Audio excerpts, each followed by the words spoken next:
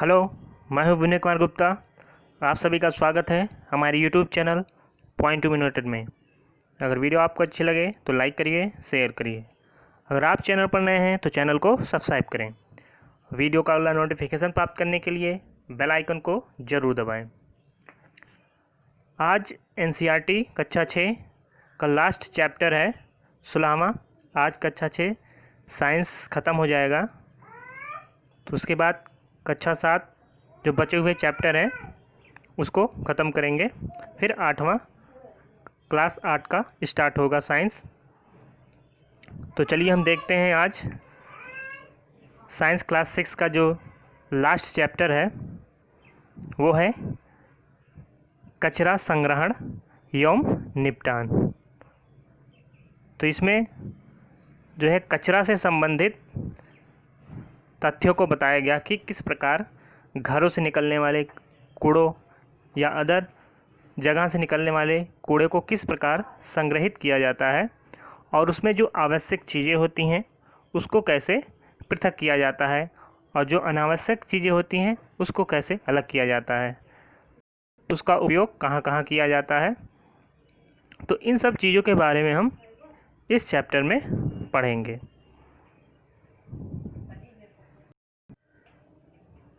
तो यहाँ पर देखते हैं क्या चीज़ दिया। हम अपने घरों, विद्यालयों, दुकानों और कार्यालयों से प्रतिदिन अत्यधिक मात्रा में कूड़ा कचरा बाहर फेंकते हैं। अनाज, दालें, बिस्किट, दूध अथवा तेल जैसे तेल जिन्हें हम दुकानों से खरीदते हैं वो प्रायः प्लास्टिक की थैलियों और टिनों में पैक होते हैं।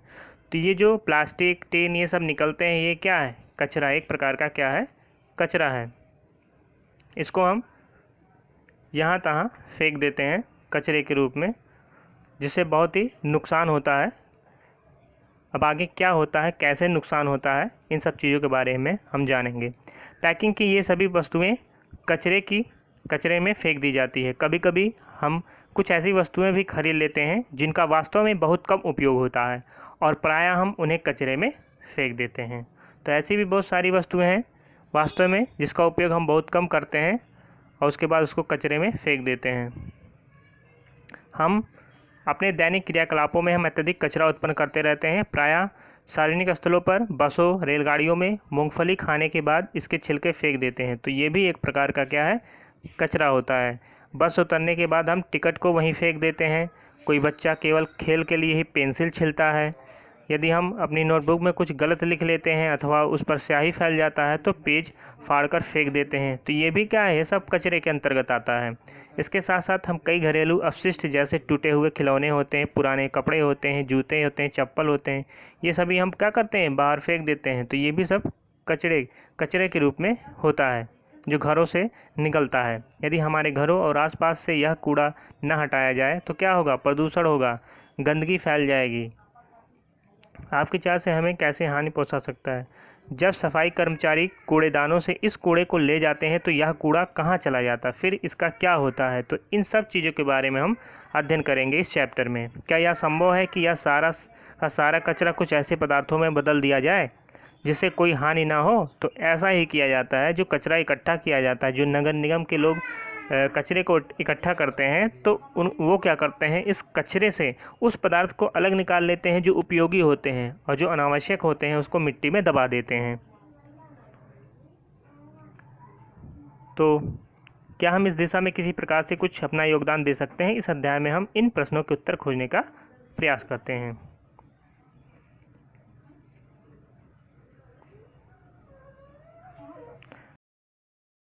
चीज़ है, स्क्रीनशॉट रखते हैं। एक कदम स्वच्छता की ओर।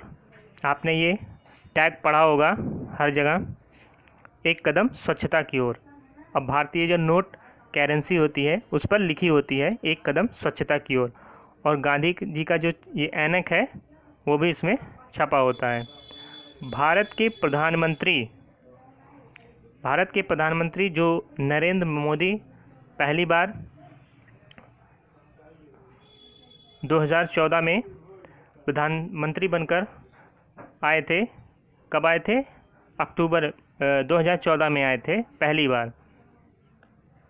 वो पहला कार्यकाल उनका था। तो भारत के प्रधानमंत्री ने 2 अक्टूबर 2014 को स्वच्छ भारत अभियान का शुभारंभ किया। तो ये भी क्वेश्चन पूछा जा सकता है, ये जीएस का क्वेश्चन आ गया इसमें। तो ये भी इम्पॉर्टेंट है कि भारत के प्रधानमंत्री ने कब स्वच्छ भारत अभियान का शुभारंभ किया था। तो 2 अक्टूबर 2014 को। इस अभियान का लक्ष्य क्या था कि 2 अक्टूबर 2019 तक खुले में शौच से मुक्त भारत का निर्माण करना था। तो स्वच्छ भारत अभियान का लक्ष्य क्या था कि 2 अक्टूबर 2019 मतलब 5 साल के अंदर खुले में शौच से मुक्त भारत का निर्माण करना था। इस अभियान का इम्पॉर्टेंट है, इसका स्क्रीनशॉट आप ले सकते हैं। तो अगर ये भी पूछ सकता है कि स्वच्छ भारत अभियान का टैग क्या था, एक कदम स्वच्छता की ओर, ये नारा है, कह सकते हैं स्वच्छ भारत अभियान का एक कदम स्वच्छता की ओर। अब आते हैं कचरे का निपटान कैसे होता है। सफाई कर्मचारी कूड़ा एकत्र करके ट्रकों द्वारा निचले खुले क्षेत्रों में, मतलब गड्ढा होता है, गहरे गड्ढे होते हैं, गर्त होते हैं, वहीं पर वो कूड़ा को ले जाते हैं इकट्ठा करके। इन खुले क्षेत्रों को क्या कहा जाता है, भराव क्षेत्र, क्योंकि ये गहरे गड्ढे होते हैं, इन्हीं में जो है कूड़े कचरे को डाला जाता है। ये एक खुला क्षेत्र होता है, तो ये धीरे धीरे क्या हो जाते हैं, भर जाता है।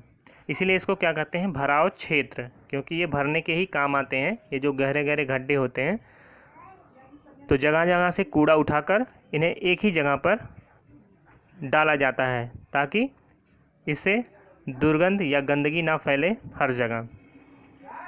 वहाँ कचरे के उस भाग को जिसका पुनः उपयोग किया जा सकता है, उसी रूप में उपयोग ना किया जा सकने वाले कचरे से पृथक किया जाता है।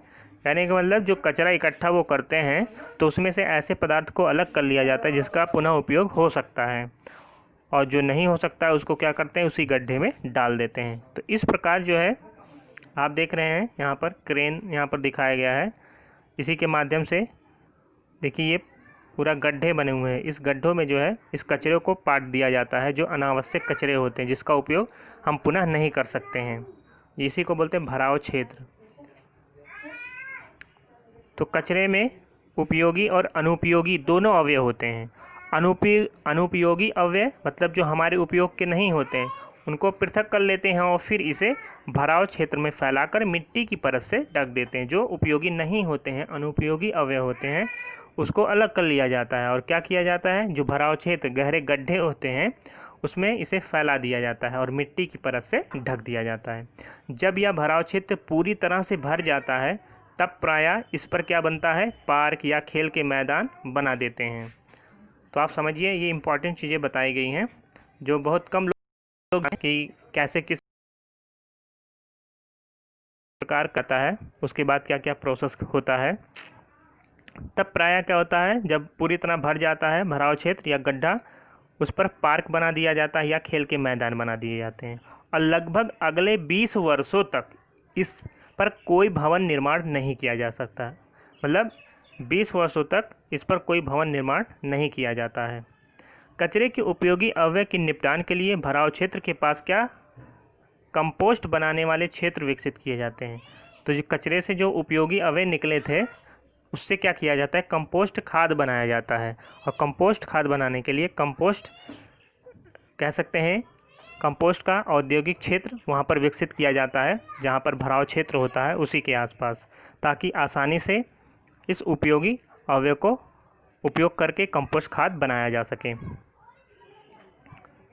तो कंपोस्ट क्या है, आइए इस निम्नलिखित क्रियाकलाप द्वारा सीखते हैं। जैसे इसमें बताया गया है कि कचरे जो होते हैं, घर पे जो कचरे निकलते हैं उसमें 2 प्रकार के होते हैं कचरे। एक होता है रसोई घर का कचरा, ऐसे फल एवं सब्जी के छिलके निकलते हैं, अंडे की खोल होती है, बचा हुआ अपशिष्ट भोजन होता है, चाय की पत्तियां होती हैं, समाचार पत्र और सूखी पत्तियों और कागज़ की थैलियों को भी इसी समूह में सम्मिलित कीजिए, क्योंकि ये आसानी से क्या हो जाते हैं, अपघटित हो जाते हैं। कहने का मतलब अगर इसे मिट्टी में डाल दिया जाए तो कुछ दिन बाद आप देखेंगे मिट्टी को खोद कर तो वो पूरी तरह से सड़ गल के मिट्टी में मिल जाते हैं। तो ये अलग प्रकार का कचरा हो गया जिसको बोलते हैं अपघटित पदार्थ होते हैं, ये अपघटित हो जाते हैं। और दूसरे समूह में कपड़ों के टुकड़े, पॉलीथीन की थैलियाँ, टूटा कांच, एल्युमिनियम के रेपर्स, कीलें, पुराने जूते, टूटे खिलौने। तो ये सभी क्या होते हैं, दूसरे प्रकार के कचरे होते हैं जो अनअपघटित होते हैं, जिसको अपघटित नहीं किया जा सकता है। मतलब इनको जो है मिट्टी में डालने पर आसानी से अपघटित नहीं होते हैं, कह सकते हैं ये अपघटित होते ही नहीं हैं। तो ये दो प्रकार के हैं।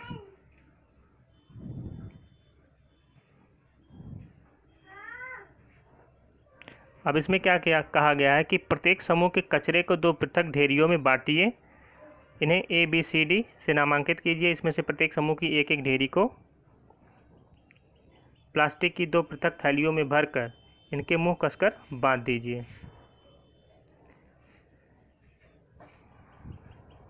प्लास्टिक की दो पृथक थैलियों में भरकर इनके मुंह कसकर बांध दीजिए। मैदान में 4 गड्ढे खोदकर प्लास्टिक की थैलियों और दूसरे ढेरियों को पृथक पृथक गड्ढे में डालकर इन्हें मिट्टी से ढक दीजिए। तो ये जो अलग अलग प्रकार के वस्तुओं को अलग किया गया है कचरे से, तो उनका जो है 4 समूह बना लीजिए ABCD, और 4 गड्ढे खोद दीजिए और उन गड्ढों में इनको दबा दीजिए। आप कचरे के इन ढेरों को दबाने के लिए 4 गमले भी ले सकते हैं, या तो आप 4 गमले ले सकते हैं या ज़मीन पर 4 गड्ढे खोदकर इसमें डाल सकते हैं। 4 दिन के पश्चात कचरे के ऊपर से मिट्टी कर कचरे में हुए परिवर्तन को देखिए। कचरे का काला हो जाना, उसमें कोई दुर्गंध ना आना, यह दर्शाता है कि कचरे का पूर्ण विगलन हो गया है। पूर्ण विगलन का मतलब वो सड़ गल कर मिल गए हैं मिट्टी में। तो ये जो अपघटित पदार्थ होते हैं, मतलब पूरी तरह मिल जाते हैं,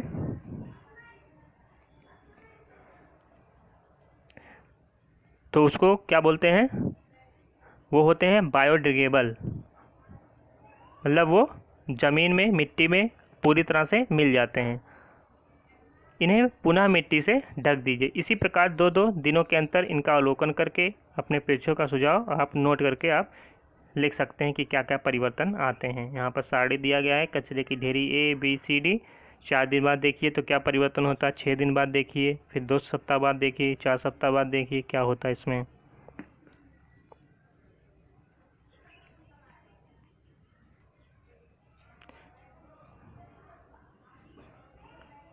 यदि कचरा पूर्णतः विगलित हो गया हो और उससे कोई दुर्गंध नहीं आ रही है, तो उसे उस मृदा में मिला दें जिससे आप अपनी पसंद के पौधे उगाते हैं, या आपके पौधों को आवश्यक पोषक प्रदान करेगा। तो जो कचरा अच्छी तरीके से मिट्टी में मिल जाता है सड़ गल के, तो वह जो मिट्टी बनती है वो बहुत उपजाऊ होती है। तो उसमें जो है अगर हम पौधों को उगाएंगे तो उसको आवश्यक पोषक तत्व प्रदान होगा सही तरीके से, और वो पौधा स्वस्थ होगा। आपने इस क्रियाकलाप में यह परीक्षण किया होगा कि कचरे की कुछ चीज़ें विगलित होती हैं जिनसे खाद बनती है, जिसका प्रयोग पौधों के लिए किया जाता है। कुछ पदार्थों के विगलित और खाद में परिवर्तित होने की प्रक्रिया क्या कहलाती है, कंपोस्टिंग। तो कोई अगर पूछे कंपोस्टिंग क्या है, तो कूड़े कचरे में जो उपयोगी पदार्थ होते हैं, जब वो मिट्टी में पूरी तरह विगलित हो जाते हैं, सड़ गल कर मिल जाते हैं और खाद के रूप में परिवर्तित हो जाते हैं, तो ये सभी प्रक्रिया क्या कहलाती है, कंपोस्टिंग। क्या कहलाती है, कंपोस्टिंग। कचरे का विगलित होना फिर खाद के रूप में परिवर्तित होने की ये प्रक्रिया क्या कहलाती है, कंपोस्टिंग कहलाती है। कुछ शहरों और नगरों में नगर पालिकाएँ 2 प्रकार के कचरों को एकत्रित करने के लिए 2 पृथक कूड़ेदान प्रदान करती हैं।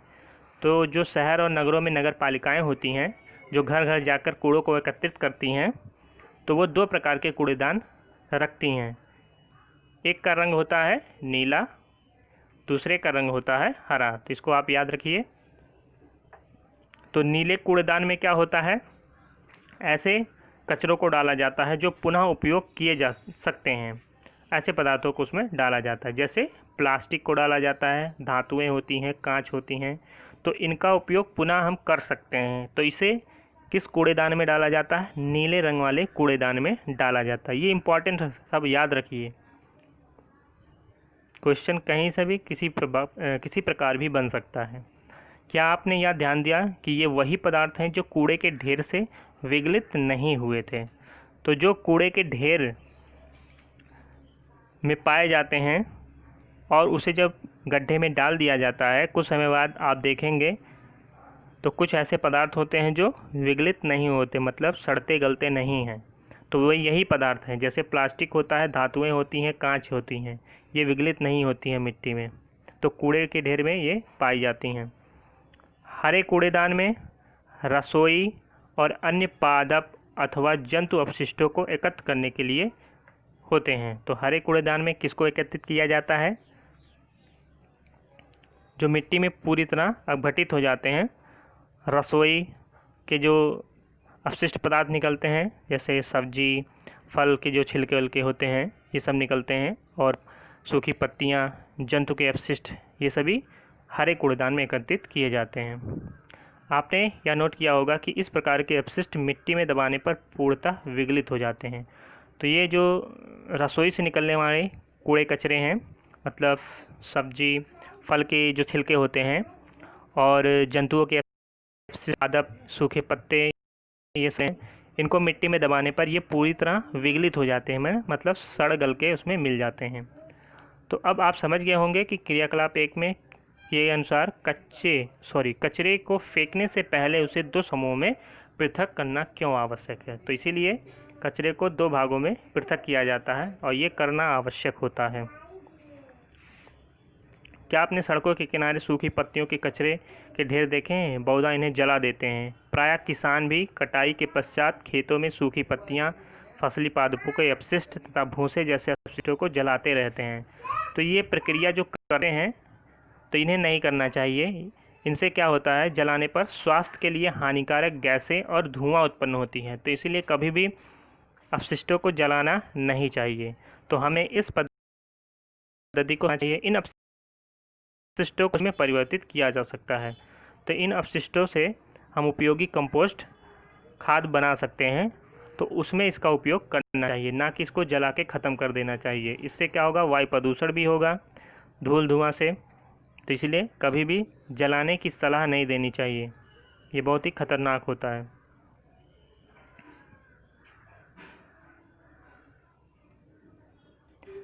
अब आते हैं दूसरे हेडिंग पर, वर्मी कंपोस्टिंग। वर्मी कंपोस्टिंग क्या होता है, कैसे इसको बनाते हैं, सब इसमें दिया है, एक एक करके पढ़ते हैं। हम पौधों को कंपोस्ट देकर उनके मित्र बन सकते हैं। तो कंपोस्ट खाद अगर पौधों को दिया जाए तो वो सही तरीके से वृद्धि करेंगे और वो पौधा स्वस्थ होगा।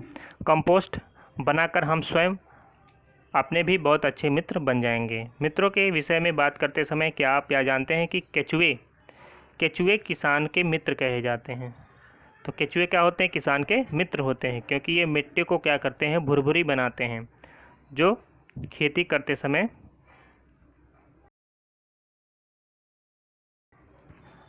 हल से जो है ऊपर नीचे करते हैं, भुरभुरी बनाते हैं।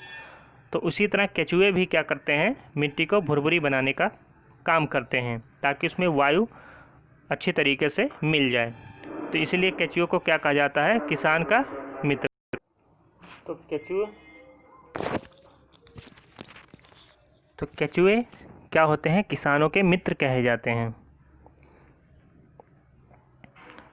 आइए यहाँ पता लगाएं कि केचुए की एक प्रजाति लाल केचुआ कंपोस्टिंग में कैसे उपयोगी होता है। तो कंपोस्टिंग मतलब कंपोस्ट खाद बनाने में ज़्यादातर लाल केचुए का उपयोग किया जाता है। तो ये भी आपको याद रखना है कि लाल केचुआ जो है उपयोगी होता है कंपोस्टिंग बनाने में, मतलब वर्मी कंपोस्टिंग इसको बोलते हैं। तो लाल केचुओं की सहायता से कंपोस्ट बनाने की इस विधि को वर्मी कंपोस्टिंग या कृमि कंपोस्टिंग कहते हैं। तो लाल केचुए की सहायता से कंपोस्ट बनाने की विधि को क्या कहते हैं, वर्मी कंपोस्टिंग अथवा कृमि कंपोस्टिंग।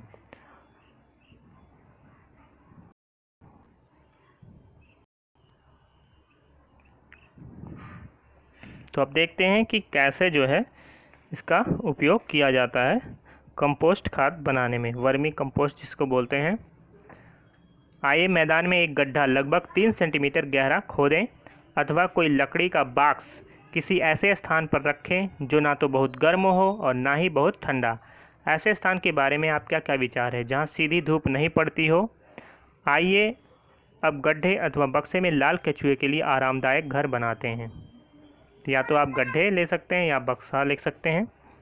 गड्ढे अथवा बक्से की तली में एक जाल अथवा मुर्गा जाली बिछा दीजिए।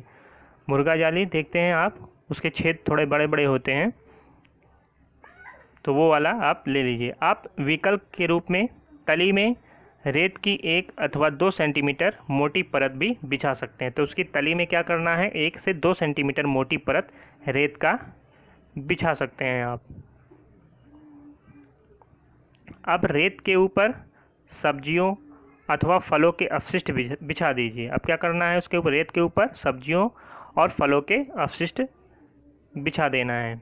आप हरी पत्तियाँ, पौधे की सूखी डंडियों के टुकड़े, भूसा अथवा समाचार पत्र की 1 इंच चौड़ी पट्टियाँ काटकर उन्हें रेत अथवा जाली के ऊपर बिछा सकते हैं।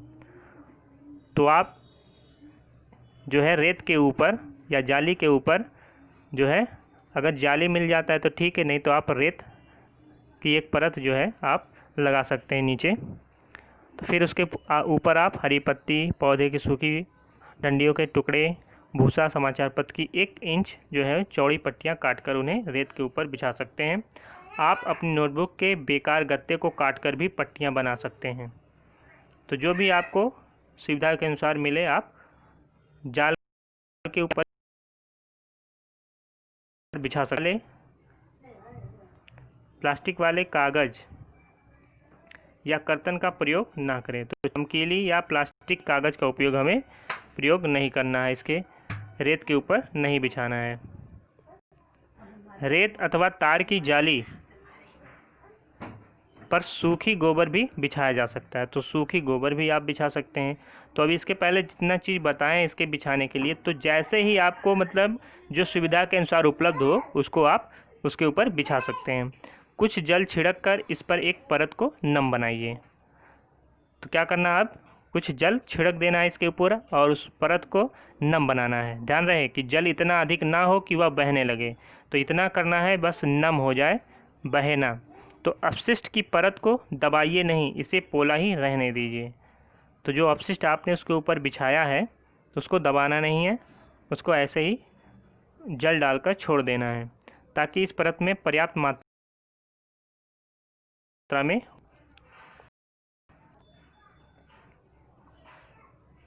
आप देख सकते हैं यहाँ पर लाल केचुए दिखाया गया है। इसी प्रकार केचुए होते हैं, बरसात के मौसम ज़्यादातर देखने को मिलते हैं।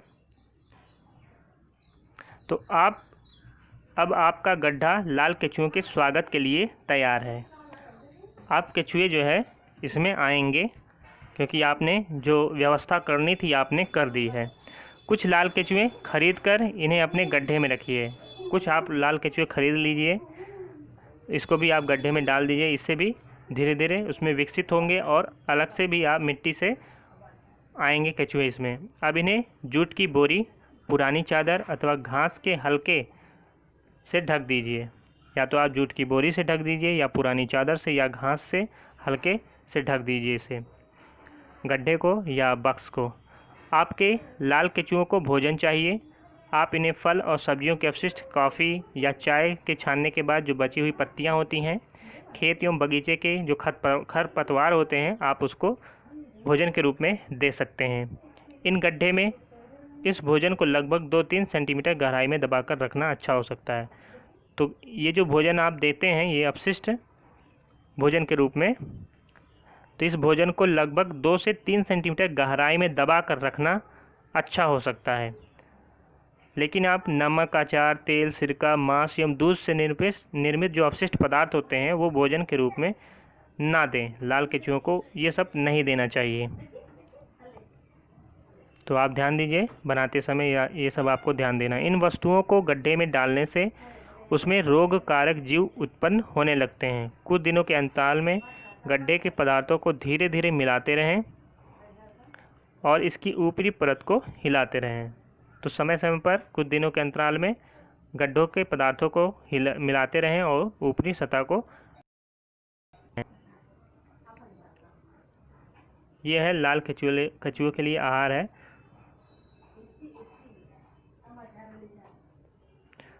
ये है इम्पॉर्टेंट चीज, लाल कछुए के दांत नहीं होते। इनमें एक विशेष संरचना होती है जिसको बोलते हैं गिजर्ड। क्या बोलते हैं? गिजर्ड। ये इम्पॉर्टेंट है, आपको याद रखना है। पूछ सकता है एग्ज़ाम में कि पत्तियों में लाल कछुए में दांत तो नहीं होता, लेकिन इसमें एक विशेष प्रकार की संरचना होती है जो भोजन को पीसने में इनकी मदद करती है। वो क्या है? वो है गिजर्ड। क्या बोला जाता है? लाल कछुए में दांत की जगह क्या होता है? गिजर्ड होता है, जो भोजन को पीसने में मदद करता है। यदि आप अंडे के छिलके अथवा समुद्री शंख या सीपी का चूरा आहार के साथ मिला देंगे तो आहार के साथ कृमि के गिजर्ड में पहुंच जाता है। तो आप क्या करेंगे? आप अंडे के छिलके और समुद्री शंख या सीपी का चूरा क्या करना है? आहार के साथ मिला देना है। इससे क्या होगा? आहार के साथ कृमि के गिजर्ड जो दांत के रूप में जो होता है, जो काम आता है उसके, तो वहाँ पहुँच जाता है और भोजन को पीसने में उसकी सहायता करता है। कोई लाल कृमि एक दिन में अपने शरीर के भार के बराबर आहार खा सकता है। तो ये इम्पॉर्टेंट पॉइंट यहाँ पर दिया है कि एक लाल कृमि एक दिन में अपने शरीर के भार के बराबर आहार खा सकता है। इसको नोट कर लीजिए। लाल कछुए बहुत गर्म अथवा ठंडे स्थान में जीवित नहीं रह सकते, इसीलिए आप देखे होंगे कि वर्षा ऋतु में ये ज़्यादा देखने को मिलते हैं कछुए। ये बहुत गर्मी में भी नहीं देखने को मिलते और बहुत ठंडे में भी देखने को नहीं मिलते हैं। उन्हें अपने आसपास नमी की आवश्यकता होती है। इनको क्या होती है? आसपास नमी की आवश्यकता होती है। यदि आप अपने कछुओं को भली भांति देखभाल करते हैं तो एक मास में या एक महीने में उनकी संख्या दुगनी हो जाएगी। तो अच्छी तरह देखभाल करेंगे तो कछुए की संख्या एक माह में 3-4 सप्ताह के अंतराल पर अपने गड्ढे का सावधानीपूर्वक परीक्षण करते रहें। क्या आपके गड्ढे में मिट्टी जैसा पोला पदार्थ दिखाई देता है? अगर ऐसा होता है तो वर्मी कंपोस्ट खाद तैयार हो जाता है। मतलब मिट्टी भुरभुरी हो जाती है, पोला जैसी बन जाती है, उसमें वायु भरी होती है, तो अब वर्मी कंपोस्ट खाद जो है वो तैयार हो जाती है। अगर ऐसा आपको 3-4 सप्ताह बाद देखने को मिलता है तो उससे वर्मी कंपोस्ट खाद तैयार हो जाती है। इस गड्ढे के एक किनारे पर आहार के रूप में कुछ अपशिष्ट डालिए। जो आपने गड्ढा बनाया है तो उसके किनारे पर आप आहार के रूप में क्या डालेंगे? अपशिष्ट। और अधिकांश कृमि मतलब कछुए अन्य भागों को छोड़कर गड्ढे के इस भाग में स्थानांतरित हो जाते हैं। जहां आपने किनारे पर आहार डाला तो धीरे धीरे जो कृमि लाल कछुए होते हैं वो अपने स्थान को छोड़कर इस भाग में स्थानांतरित हो जाते हैं। उसके बाद आप क्या करेंगे? दूसरे भाग से खाद को निकालकर कुछ घंटों तक इसे धूप में सुखाइए। तो जहाँ से ये स्थानांतरित हुए हैं कछुए या कृमि, तो वहाँ से कछुए निकल जाते हैं और उस स्थान पर आ जाते हैं। तो वहाँ पर जो है दूसरा भाग खाली हो जाता है और वो खाद के रूप में निकाल लिया जाता है और कुछ घंटे तक इसको धूप में सुखा दिया जाता है और इससे आपका वर्मी कंपोस्ट प्रयोग के लिए तैयार है। अब इसका उपयोग आप खेती में कर सकते हैं।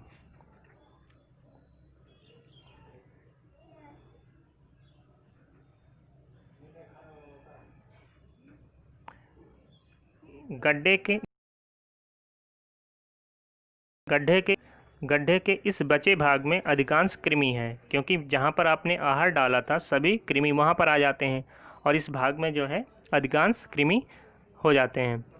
आप इनका उपयोग और अधिक कंपोस्ट बनाने में कर सकते हैं। फिर आप उसी प्रक्रिया को अपनाइए जो अभी तक आपने अपनाया। तो आप इन्हें किसी कंपोस्ट बनाने वाले को या बांट सकते हैं या दे सकते हैं, या तो फिर आप कंपोस्ट खाद बना सकते हैं इससे। इस उत्तम वर्मी कंपोस्ट खाद को आप अपने गमलों में, बगीचों में, खेतों में डाल सकते हैं। क्या यह अपशिष्ट से सर्वोत्तम प्राप्त करने जैसा नहीं है? तो ये सर्वोत्तम प्रकार का खाद होता है जो आप रासायनिक खादों का प्रयोग करते हैं खरीद कर, तो इससे ये बहुत ही अच्छा खाद होता है।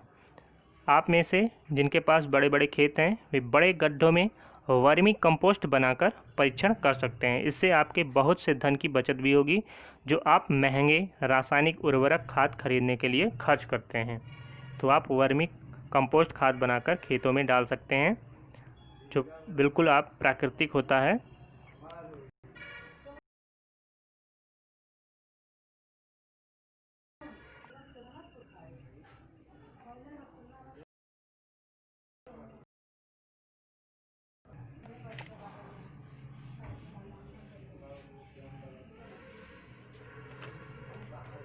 सोचिए और फेंक दीजिए, फिर फेंक दिए।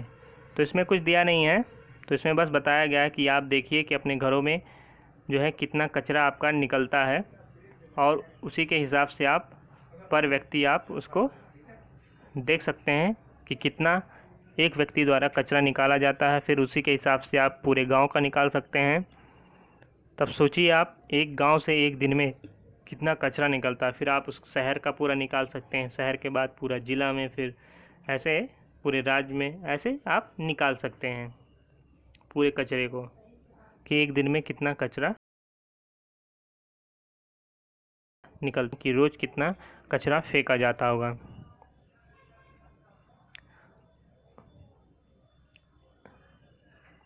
इसमें एक कहानी बताई गई है। एक बच्चा होता है नानू, जो छठी कक्षा में पढ़ता है। तो वो क्या करता है कि अपने नोटबुक के पन्नों को फाड़ फाड़ कर वायुयान बनाता है, मतलब उसका वो दुरुपयोग करता है, बहुत सी सारी चीज़ों का वो दुरुपयोग करता है। लेकिन एक दिन क्या होता है, वो अपने नानी के घर जाता है, तो वहाँ पर नानी का और उसके मौसी का घर होता है। तो वहाँ पर उसके एक बेटा होता है, उसका नाम होता है श्याम। क्या होता है? श्याम। तो श्याम द्वारा बनाई विभिन्न चीज़ों को देख कर वो आश्चर्यचकित हो जाता है।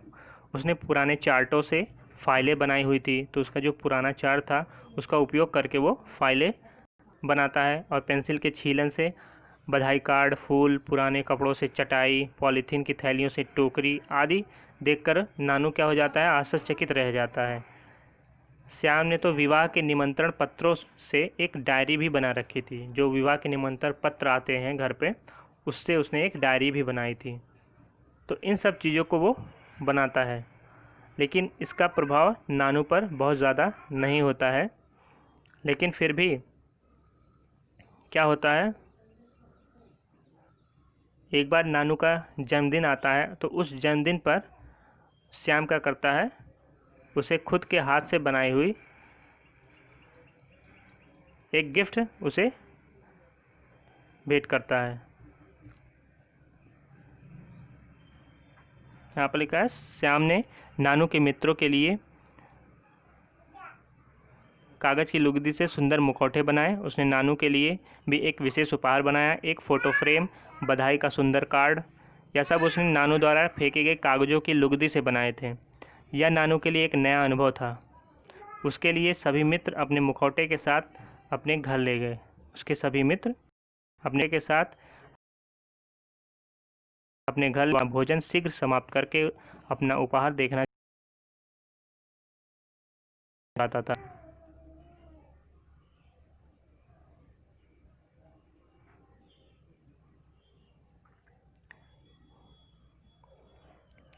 विद्यालय की छुट्टियां समाप्त होने के पश्चात नानू घर वापस आ गया। उसका शहर श्याम के गांव से कितना अलग है। वह गांव स्वच्छ एवं साफ सुथरा था, इसीलिए वहां कचरा बीनने वाले भी नहीं होते थे। परंतु अब उसने कचरा बीनने वाले बच्चों को घर के आसपास कचरा बीनते हुए देखकर नाक भौं चढ़ाना छोड़ दिया था।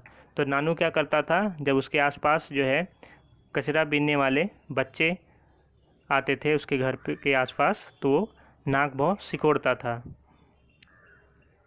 लेकिन अब वो ऐसा करना बंद कर दिया था, क्योंकि वो जब नानी के घर गया था तो उसकी मौसी का जो लड़का था उसको देखकर उसके क्रियाकलापों से बहुत प्रभावित हुआ।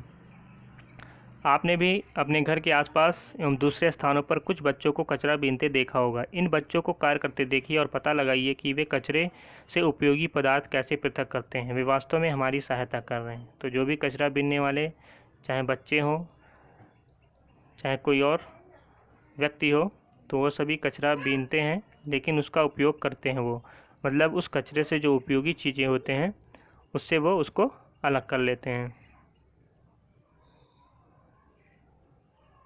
अगर आपको ये सब पता करना है तो जो भी कचरा वाले आते हैं आप उससे पूछ सकते हैं कि कैसे जो है इससे अलग किया जाता है, तो आपको वो पूरी जानकारी दे देंगे। अब आते हैं कागज़ का पुनः चक्रण कैसे होता है। इसके लिए आपको पुराने समाचार, पुराने लिफाफे, मैगजीन, पुरानी नोटबुक, पत्र एवं अन्य बेकार कागज़ों की आवश्यकता होगी। चमकदार एवं प्लास्टिक लेपित कागज़ का उपयोग मत कीजिए। इसके अतिरिक्त आपको तार की जाली फ्रेम भी चाहिए। क्या चाहिए? तार की जाली की फ्रेम भी चाहिए।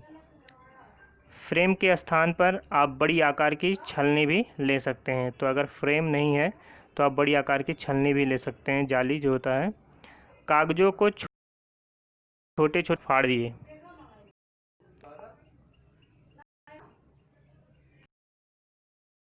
में फाड़िए, इन्हें एक बाल्टी या टब में रखकर जल डालिए। कागज़ के टुकड़ों को जल में 1 दिन के लिए डूबा रहने दीजिए। अब इस भीगे कागज़ को काटकर गाढ़ी लुगदी बनाइए। तो 1 दिन तक कागज़ के टुकड़ों को उसी में डालकर भिगो देना है, फिर दूसरे दिन उसकी लुगदी बनाना है, इसको काट कर उसका लुगदी बनाइए। अब फ्रेम पर जो आप जाली लिए हैं, जाली इसलिए लिया जाता है, जब आप लुगदी को जाली पर गिराएंगे तो उसमें जो पानी होगा वो नीचे धीरे धीरे छनता जाएगा, इसीलिए जाली लिया जाता है। तो अब फ्रेम पर चढ़ी जाली पर गीली लुगदी को फैला दीजिए। लुगदी की परत को यथासंभव एक समान बनाने के लिए लुगदी की परत को क्या करना है? एक समान बनाना है। उसके लिए क्या करना है? फ्रेम को धीरे से ठोकिए। जब आप फ्रेम को ठोकेंगे तो उससे क्या होगा? पानी नीचे छनकर नीचे गिर जाएगा और जो परत होगी लुगदी की वो धीरे धीरे एक समान फैल जाएगी ठोकने से। जल के बहकर निकल जाने की प्रतीक्षा कीजिए। यदि आवश्यक हो तो फ्रेम पर पुराना कपड़ा या समाचार पत्र फैला दीजिए, जिससे क्या होगा? लुगदी का अधिक से अधिक जल अवशोषित कर लिया जाएगा। अगर पुराना कपड़ा है, सूती कपड़ा, और समाचार पत्र है, तो उन दोनों को या किसी एक को उसके ऊपर फैला दीजिए, जिससे क्या होगा? उसमें जो अतिरिक्त पानी होगा, जल होगा, वो अवशोषित कर लिया जाएगा, उससे समाचार पत्र द्वारा या कपड़े द्वारा सोख लिया जाएगा। अब लुगदी की इस परत को सावधानी से फ्रेम से अलग कर लीजिए। किसी पुराने समाचार पत्र पर रख कर धूप में सुखाइए। अब उस फ्रेम से अलग करके क्या करना है? समाचार पत्र पर रख देना है और धूप में सुखाना है। समाचार पत्रों के किनारों पर कुछ भारी वस्तु रखें जिससे वो मुड़े ना, मतलब जिस समाचार पत्र पर आप रखेंगे लुगदी को, तो उस पर आप चारों तरफ से लुगदी मुड़े ना। रंगीन कागज प्राप्त करने को फैलाने से पूर्व आप इसमें खाने वाले रंग मिला सकते हैं। इसके अतिरिक्त फ्रेम पर लुगदी फैलाने से पहले आप इसमें सूखी पत्तियों, फूलों की पंखुड़ियों तथा रंगीन कागज़ के टुकड़े भी मिला सकते हैं, तो इससे कुछ आकर्षक लुगदी हो जाएगा। ऐसा करके आप सुंदर पैटर्नों वाला पुनः चक्रण का आकर्षक कागज़ प्राप्त कर सकते हैं। तो आपने देखा किस प्रकार जो है कागज़ का पुनः चक्रण किया गया है। तो इसी प्रकार आप पुनः चक्रण कागज़ का कर सकते हैं। प्लास्टिक वरदान या अभिशाप। कुछ प्रकार के प्लास्टिकों का पुनः चक्रण किया जा सकता है, परंतु सभी प्रकार के प्लास्टिकों का पुनः चक्रण नहीं किया जा सकता। तो जितने भी प्लास्टिक की वस्तुएं हैं, तो सभी प्लास्टिक का हम उपयोग जो है नहीं कर सकते हैं। कुछ प्लास्टिक होते हैं जिसका हम पुनः उपयोग कर सकते हैं।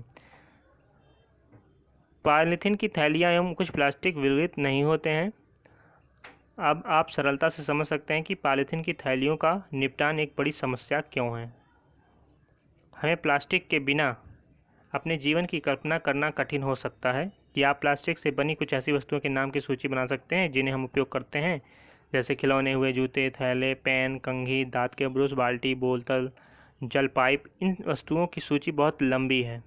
तो इससे क्या पता चलता है कि प्लास्टिक के बिना हम अपना जीवन व्यतीत नहीं कर सकते। कहने का मतलब कि प्लास्टिक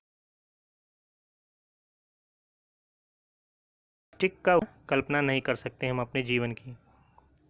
क्या आप प्लास्टिक से बने बस, car, radio, television, refrigerator, scooter के कुछ भागों के नाम बता सकते हैं? तो इसमें भी बहुत सारे पार्ट होते हैं जो प्लास्टिक के बने होते हैं। प्लास्टिक का उपयोग क्षमता स्वयं कोई विशेष समस्या उत्पन्न नहीं करता। समस्या तब उत्पन्न होती है जब हम इसका अधिक से अधिक उपयोग करते हैं तथा अपशिष्ट प्लास्टिक के निपटान से अनजान होकर उसकी उपेक्षा करते हैं, मतलब इसको इधर उधर फेंक देते हैं। और ख़ासकर मिट्टी में फेंकने से मिट्टी का जो है मतलब उसमें प्रदूषण हो जाता है, जिसको क्या बोलते हैं, मृदा प्रदूषण। मिट्टी की उपजाऊ शक्ति नष्ट हो जाती है प्लास्टिक को अगर मिट्टी में फेंक देते हैं। आज हमारे चारों ओर यही हो रहा है कि कोई इस पर ध्यान नहीं दे रहा है, जहाँ मन हुआ वहाँ फेंक देते हैं। यद्यपि हम इसके दुष्प्रभावों से परिचित हैं, हालांकि हम इसके दुष्प्रभाव से परिचित हैं, सभी जानते हैं कि क्या नुकसान होता है इससे, लेकिन इसके बावजूद वो ऐसा करते हैं। भी हो सकता है तो हम अपनी उत्तरदायित्व को नहीं समझ पा रहे हैं, तो हमें अपना उत्तरदायित्व समझना चाहिए। हम प्रायः प्लास्टिक की थैलियों का उपयोग पके हुए भोजन के संग्रहण के लिए करते हैं, तो कभी भी प्लास्टिक की थैलियों का उपयोग भोजन को रखने के लिए नहीं करना चाहिए। प्रायः ये थैलियाँ खाने की वस्तुओं को रखने योग्य नहीं होती हैं। इन थैलियों में पैक किए भोजन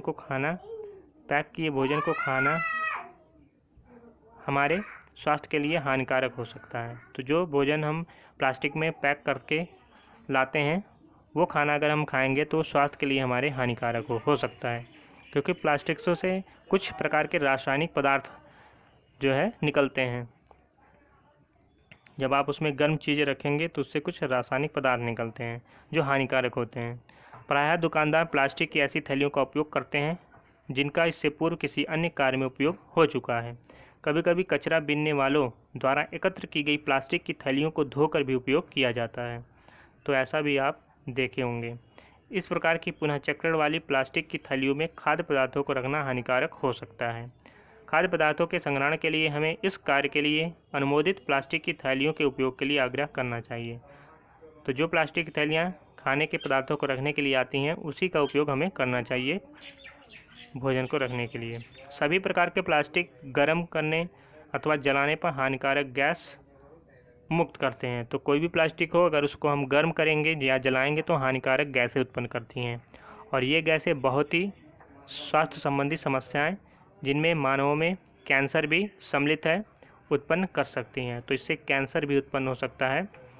उसके साथ साथ श्वास से संबंधित के लिए सरकार ने भी प्लास्टिक के पुनर्चक्रण के लिए आवश्यक दिशा निर्देश जारी किए हैं। आपने देखा होगा कि लोग प्रायः अपने घर के कचरे को प्लास्टिक की थैलियों में भरकर बाहर फेंक देते हैं। तो बहुत से घरों के लोग ऐसा करते हैं कि प्लास्टिक की थैली में कचरा बांध के उसको बाहर फेंक देते हैं। गली मोहल्ले के आवारा जो पशु होते हैं भोजन की खोज में जब इन थैलियों को देखते हैं तो वो प्रायः प्लास्टिक की थैली को ही निगल जाते हैं। उन्हें क्या पता है कि प्लास्टिक जो है हमारे लिए नुकसान है। उन्हें बस भोजन चाहिए और भोजन की तलाश में वो इन्हीं थैलियों को निगल जाते हैं और उनकी मृत्यु, जब ये श्वास नली में फंस जाती है तो इससे उनकी मृत्यु हो जाती है। कभी कभी तो इस कारण उनकी मृत्यु भी हो जाती है।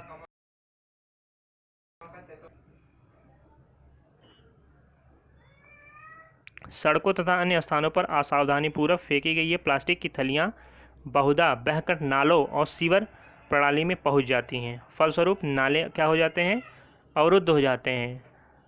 अवरुद्ध हो जाने से क्या होता है कि पानी बहता नहीं है और इसका जो गंदा जल होता है वो सड़कों पर फैलने लगता है, तो इससे भी बीमारियां फैलती हैं। ये दूसरों के लिए हानिकारक हुआ, जो आने जाने वाले लोग होते हैं सड़कों पर उनके लिए हानिकारक होता है। भारी वर्षा के समय तो बाढ़ जैसी स्थिति उत्पन्न हो जाती है, क्योंकि ये नालियाँ पानी से भर जाता है और इसके गंदा पानी सड़कों पर बिखर जाता है, फैल जाता है। प्लास्टिक का अंधाधुंध उपयोग अत्यधिक हानि पहुंचा सकता है, तो हमें प्लास्टिक का उपयोग कम से कम करना चाहिए और इसको इधर उधर फेंकना नहीं चाहिए और इसको बराबर काम में लाते रहना चाहिए। कहने के लिए चीज़ें हैं उसका उपयोग करना चाहिए, उसको इधर उधर फेंकना नहीं चाहिए।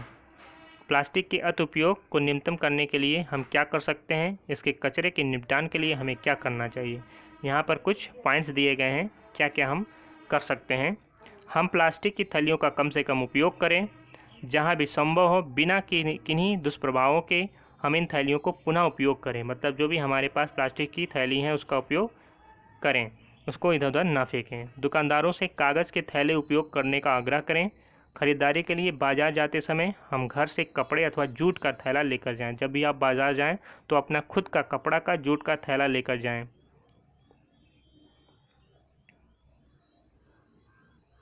हम खाद्य पदार्थों के संग्रहण के लिए प्लास्टिक की थैलियों का उपयोग ना करें। तो जब भी हम खाद्य पदार्थों को रखते हैं तो उसके लिए हमें प्लास्टिक की थैलियों का उपयोग नहीं करना चाहिए और ये बहुत ही नुकसानदायक होते हैं। चौथा है पॉइंट, हम उपयोग के पश्चात प्लास्टिक की थैलियों को इधर उधर ना फेंकें। हम प्लास्टिक की थैलियों और अन्य प्लास्टिक की वस्तुओं को कभी भी ना जलाएं। तो प्लास्टिक को कभी ना फेंकना चाहिए, ना जलाना चाहिए। हम कचरे के प्लास्टिक की थैलियों में न भरें और ना बाहर फेंकें। हम वर्मी कंपोस्टिंग का उपयोग कर रसोई के अपशिष्ट का उपयोग को निपटान करें। तो जो वर्मी कंपोस्टिंग खाद होते हैं उसको बनाने के लिए हमें रसोई के जो अपशिष्ट पदार्थ निकलते हैं उसका उपयोग हमें करना चाहिए। हम कागज़ पुनः चक्रित करें। तो आपको कागज़ इधर उधर फेंकना नहीं है, उसको आप पुनः चक्रित कर सकते हैं। जो इसमें जो है क्रियाकलाप के द्वारा बताया गया है किस प्रकार कागज़ को पुनः चक्रण किया जाता है, तो वैसे आप कर सकते हैं। हम कागज़ के दोनों ओर लिखें। रफ कार्य के लिए स्लेट का प्रयोग करें। अभ्यास पुस्तिका में बिना लिखे छूटे कागज़ों को रफ कार्य के लिए उपयोग करें। हम अपने परिवार, मित्रों, अन्य व्यक्तियों को विभिन्न प्रकार के अपशिष्टों के निपटान के लिए उचित आचरणों का पालन करने के लिए प्रेरित करें। प्लास्टिक के ज़रूरत से ज़्यादा उपयोग को कम करने के तरीकों के बारे में सोचिए तथा चर्चा कीजिए।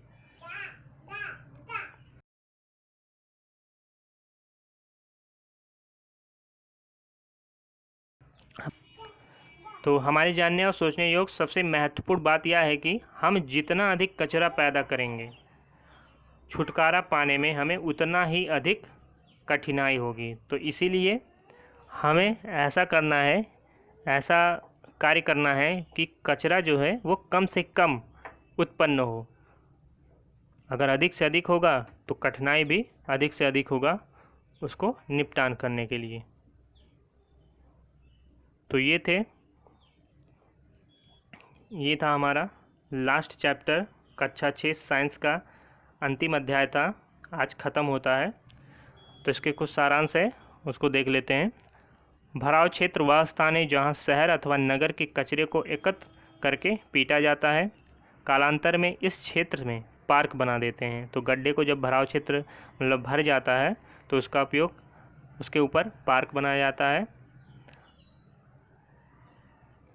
इसको मतलब 20 सालों तक इस पर भवन नहीं बनाया जाता है। रसोई घर के अपशिष्ट सहित पौधों, जंतु अपशिष्टों को खाद में परिवर्तित करना क्या कहलाता है? कंपोस्टिंग कहलाता है। रसोई घर के कचरे को कृमि अथवा लाल केचुए द्वारा से कंपोस्ट में परिवर्तित करना क्या कहलाता है? Vermi composting. तो लाल केचुए की मदद से जो है वर्मी कंपोस्टिंग खाद तैयार किया जाता है। कागज़ का पुनः चक्रण संभव है तथा पुनः चक्रण द्वारा बने कागज़ से उपयोगी चीज़ें बनाई जा सकती हैं। कंपोस्टिंग द्वारा प्लास्टिक को कम हानिकारक पदार्थों में परिवर्तित करना संभव नहीं है। तो कंपोस्टिंग द्वारा प्लास्टिक को मतलब इनको जो है मिट्टी में अपघटित करना संभव।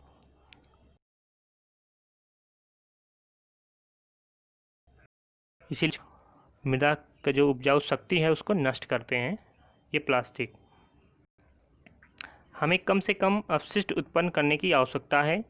हमें अपने चारों ओर कचरे की बढ़ती मात्रा से निपटने के उपाय खोजने चाहिए। तो ये थे सारांश इस चैप्टर के। तो आज कक्षा 6 साइंस का पूरा चैप्टर आज ख़त्म होता है। तो इसके बाद जो भी इसमें इम्पॉर्टेंट क्वेश्चन बनेंगे उसको विकल्प के रूप में अब आगे की क्लास में लेकर आते रहेंगे। तो वीडियो आपको कैसी लगी? अगर वीडियो आपको अच्छी लगी तो लाइक करिए, शेयर करिए। अगर आप चैनल पर नए हैं तो चैनल को सब्सक्राइब करें और वीडियो का अगला नोटिफिकेशन प्राप्त करने के लिए बेल आइकन को ज़रूर दबाएं। तो मिलते हैं अगले वीडियो में, तब तक के लिए धन्यवाद।